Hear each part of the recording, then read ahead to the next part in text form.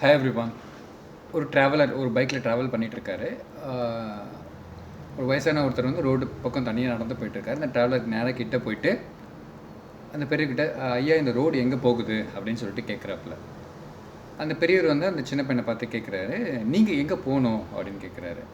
இல்லை சார், எனக்கு போகிறதுக்கு இடம்லாம் கிடையாது, நான் போகிற போக்கில் போகிறேன் அப்படின்ற மாதிரி. எங்கே போகணுன்ட்டு ஐடியா இல்லாத உனக்கு இந்த ரோடு எங்கே போனால் என்ன, நீ பாட்டு போ, அது பாட்டு லீட் பண்ணி போகும் அப்படின்னு சொல்லிட்டு அமுச்சு விட்டுறான். This is the way life. நம்ம எங்கே போகிறோன்றத வந்து நம்ம வந்து தெளிவாக இருக்கணும்.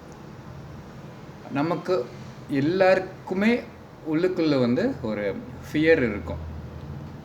அவங்க என்ன சொல்லுவாங்களோ, இவங்க என்ன சொல்லுவாங்களோ, இவங்க என்ன பேசுவாங்களோ, பின்னாடி என்ன பேசுவாங்க, அந்த ஃபியர் எல்லாருக்குமே இருக்கும்.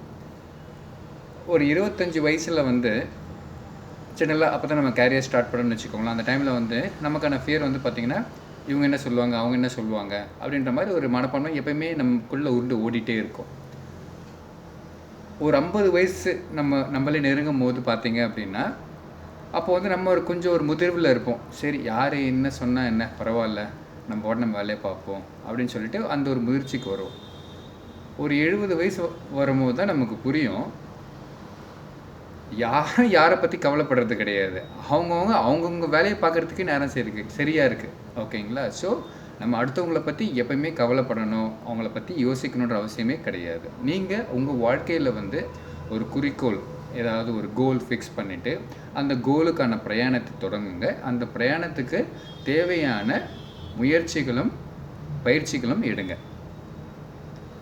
நம்மளை ஜஸ்ட் இமேஜின், இப்போ நம்ம முயற்சி பண்ணாமல் ஒரே இடத்துல நின்றுட்டுருக்கோம் அப்படின்னா நம்ம கடைசி வரைக்கும் அதே இடத்துல தான் நின்றுட்டுருப்போம். பயப்படாதீங்க. உங்களுக்கு வந்து ஒரு தெளிவு பிறக்குது, நம்மளால் அதை சாதிக்க முடியும், நம்மளால் பண்ண முடியும் அப்படின்னா துணிஞ்சு இறங்கி செய்ய பாருங்கள். ஒரு பேட் ரோடை சூஸ் பண்ணணும்னு வச்சுக்கோங்களேன். அட்லீஸ்ட் ஏதாவது ஒரு லெவலில் கொண்டு போய் அது விடும். நம்ம இருக்கிற இடத்துலேயே இருக்கிறத தவிர்த்து ஏதாவது ஒரு இடத்துல கொண்டு போய் விடும். அது கொடுக்குற எக்ஸ்பீரியன்ஸு, அது கொடுக்குற ஒரு மன வலிமை வந்து அபரிமிதமாக இருக்கும். தவறு செய்யாதவன் மனுஷனே கிடையாதுங்க. எல்லாருமே வந்து தன் வாழ்க்கையில் வந்து தவறு செய்வாங்க.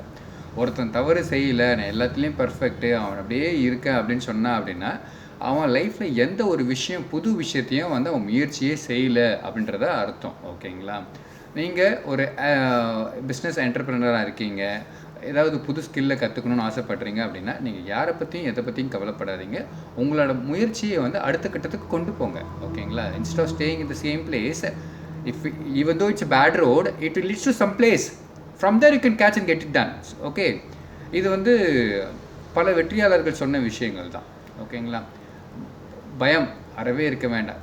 சில யங்ஸ்டர்ஸ் இருக்காங்க, அவங்களுக்கு வந்து பொட்டென்ஷியல், கெப்பாசிட்டி, கேப்பபிலிட்டி, அதை பற்றி நாலேஜ், ப்ராடக்ட் நாலேஜ் எல்லாமே இருக்கும், ஆப்பர்ச்சுனிட்டிஸ் இருக்கும். அந்த ஆப்பர்ச்சுனிட்டிஸை வந்து இப்போ ஒரு டிபார்ட்மெண்ட்டில் வந்து ஒருத்தர் இருக்கார், அந்த டிபார்ட்மெண்ட்டில் வந்து சக்ஸஸ்ஃபுல்லாக ஒர்க் பண்ணிகிட்டு இருக்காரு, அந்த டிபார்ட்மெண்ட் ஹெட் பொசிஷன் காலியாக இருக்குது அப்படின்னா அவரோட ஹைரக்கி கிட்ட போய் அவன் தைரியமாக போய் கேட்கணும். I can handle, I can take this thing, I can get it ton அப்படின்ற மாதிரி தைரியமாக போய் பேசணும்.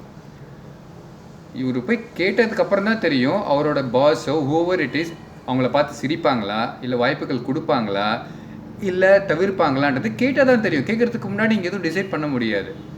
ஜஸ்ட் இமேஜின், நீங்கள் வந்து அவங்கக்கிட்ட உங்களால் முடியுன்ற தன்னம்பிக்கையோடு நீங்கள் போய் அங்கே கேட்குறீங்க அப்படின்னா அவங்க உங்களை மறுக்கிறாங்கன்னா தட் இஸ் ஓகே.